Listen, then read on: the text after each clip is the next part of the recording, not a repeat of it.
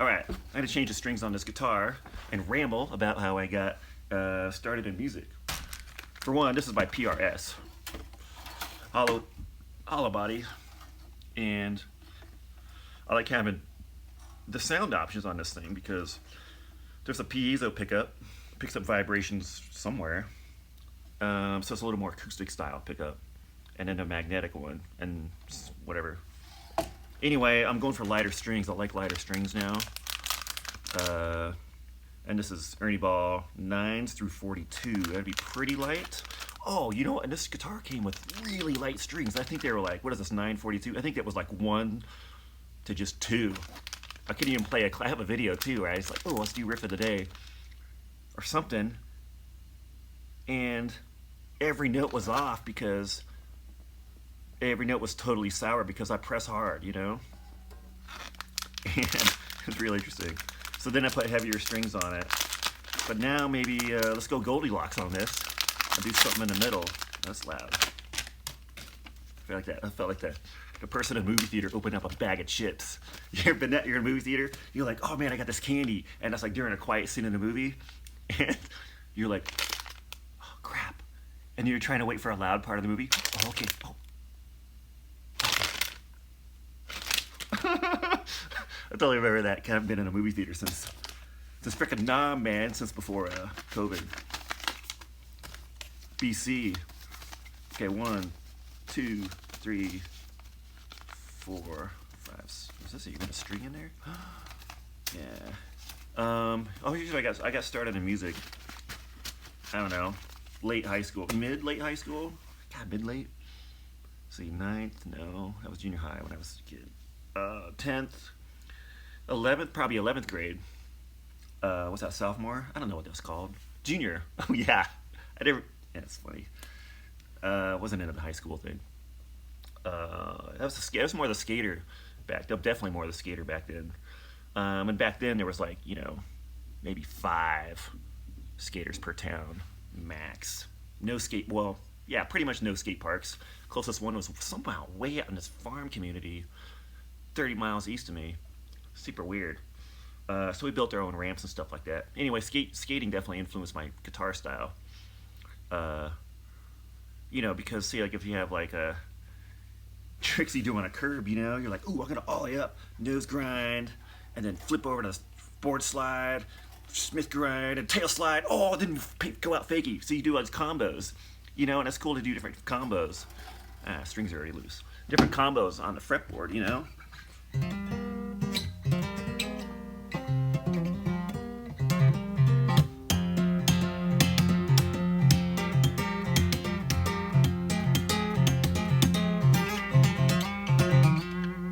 Oh, there's riff for the day right there. Ha! On the spot. That was kind of cool.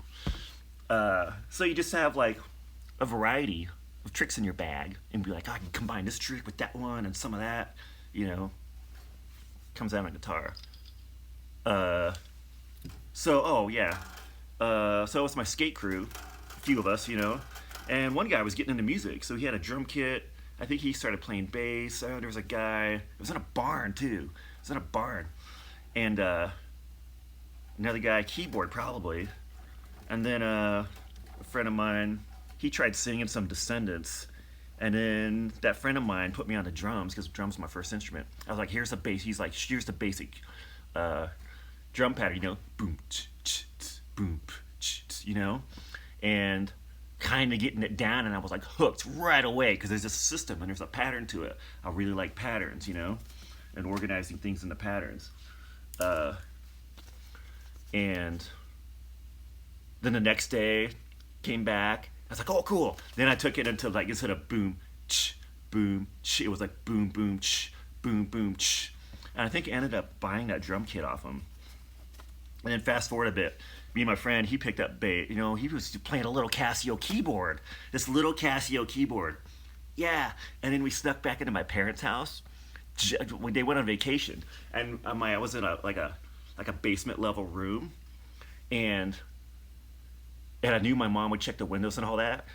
And so I unscrewed the lock mechanism and then glued it back on. So it looked locked, but you could just pop it open. So, but not to do anything party or anything. We just went in to practice music. You know, I didn't do anything back then party wise. You know, just skating and then music. That was it. And so we broke back into my parents' house while they were on vacation just for that. And I sat a bunk bed back then. He's out on the Casio keyboard, and there was like part of the ceiling came down in a corner, you know, and he hit his head on the corner. He's like, oh, here's a skate helmet. So he put on the skate helmet, and we're writing a song kind of thing, and I had that drum kit, and then my pedal broke on the damn drum kit. I'm not sure if it was that moment. So then the pedal broke, and then I took some broken drumsticks, and I had to like duct tape them like a splint for the drum pedal. Man, then yeah, I kept going for a bit, you know, and kind of writing our first song together. And he eventually picked up bass, and that's when things really changed because he was good. He was really good and unique. That was my good first influence on, because he was a skater too, and generally a really inquisitive, playful brain on things, hugely, you know. So he took the bass really good, and really good heartfelt expression. And so I would come up with a cool drum beat, and he's like, well, dang, so how would I come with a bass line to fit that? Or he would get a really cool bass line, and I'm like, oh, how would I get a drum line to fit that? So it was just like bam, bam, kind of like we were in skating, you know? He was my main skate buddy. So I was like, oh, dude, man, he just did like 8 stairs. Let's see if I can do the 8 stairs. Oh, yeah, cool, you know? And, God, and then our first band was called Neglected Mind, and we pulled in this other guy, and yeah, I wrote some songs like Coffee Shop Ain't My Friend No More. Just like good old garage fun punk stuff. It's super fun, you know. Coffee Shop song. God, I wish I had a recording of that, but it was like just a fun and just a good. I mean, even looking back now, it was a good song. It's a good old straight up punk song kind of thing, but fun and you know. And then so it was kind of fun garage band, you know, high school stuff. And then it started to shift over into like more emotional, deeper songs kind of stuff, and that guitarist phased out, and so I was still on drums. We played some shows around. New guitarist, new band, still drums. My friend's still on bass. You know, progressing, ability-wise. I didn't pick up guitar though. I was probably going to guitar. Guitar till about, gosh darn, dagnabbit. What the hell? I don't like to swear on these things. I swear enough in real life, so now I'm gonna open up that bag of worms on here. That verbal bag of poop worms. What was I talking about? Oh, guitar. Yeah. There's some whole channels about guitar. So guitar really late. Oh yeah. Okay. It just does tie in. Because the other guitarists, we were in a band called Fahrenheit 451, still my favorite band name, and one of my favorite books ever. And we took a trip down to Mexico, just over the border a little bit, and they ended up getting these Mexican guitars, $50. And then I inherited one of them. I started learning guitar on that. I just picked it up, just totally self-taught, just like, here's what's this sound, what's this feel like, you know? And eventually I bought this guitar. It is this one, woo! Damn right, you darn tootin'. At a pawn shop, $400. And you know what the hell, man? This would probably still be $400. And that was on 80s money, man. Early 90s money. There's certain things that are still the same price, like Boss pedals, $100. Shure microphone, SM58, $100.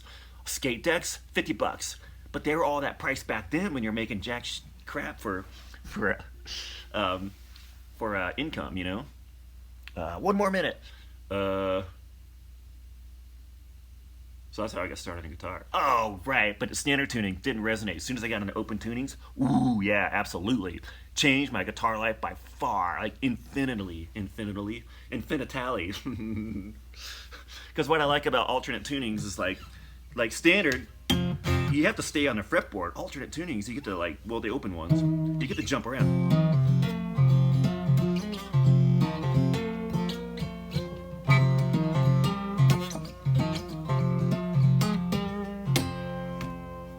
You know?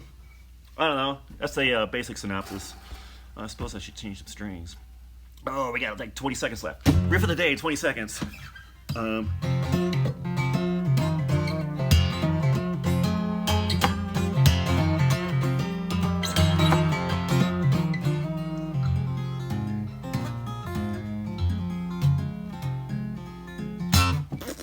Something like that. What the hell, man? Oh, countdown. 2, 1.